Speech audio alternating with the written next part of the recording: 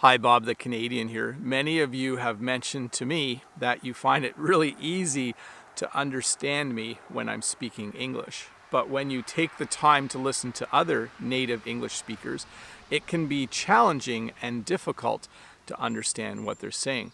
As you learn English, it's good to listen to other people.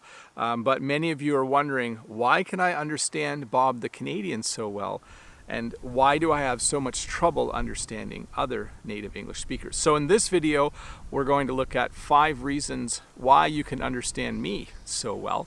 And we'll look at 5 things that you can do to kind of fix that problem. Although it's not really a problem, is it? I think if you can understand me, that's awesome. Hey, Bob the Canadian here. Welcome to this video where we're going to look at 5 reasons why I am easy for you to understand and 5 things you can do to fix it. But before we get started, don't forget to click that red subscribe button below if this is your first time here.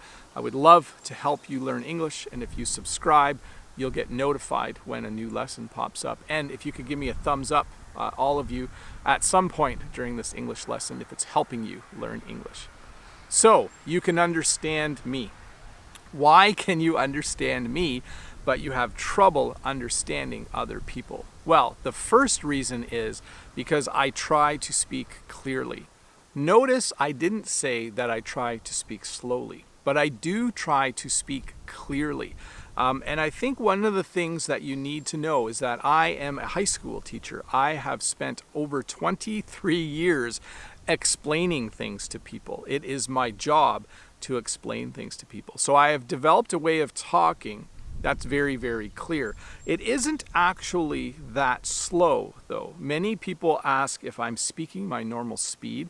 It's probably a little bit slower, but it's not a lot slower than my normal English speaking speed. So I speak clearly. I tend to not use contractions. So I would say I do not instead of I don't. And I tend to not use reductions very much. So that would be saying things like I have to instead of I have to. So that does help you. But is it bad? No, it's not a bad thing to be able to understand me. The fact that I speak clearly and it's not challenging for you, it is still very, very helpful. But what can you do about it? You can speed me up. So in the YouTube settings, you can go in, and if you are finding it very, very easy to understand me, you could go into the YouTube settings and you could tell it to play back this video at a faster speed. That would be a great challenge for you. And it would help just a little bit in the fact that you can understand me at the speed I'm speaking. And it would be a great challenge. There's a little ant on me right now. It would be a great challenge for you to listen to me sped up a little bit. So why don't you try that? The second reason that you find it easy to understand me is that it's just me talking. There's just one of me talking here, and there's not a conversation between me and another person. Whenever you are just listening to one person talk, it's far easier to understand. That was a nice red dump truck that just went by. You might want to rewind and look at that. When it's just one person talking, it's a lot easier to understand. So there's 2 things you can do to solve this. Actually, one thing I can do and one thing you can do.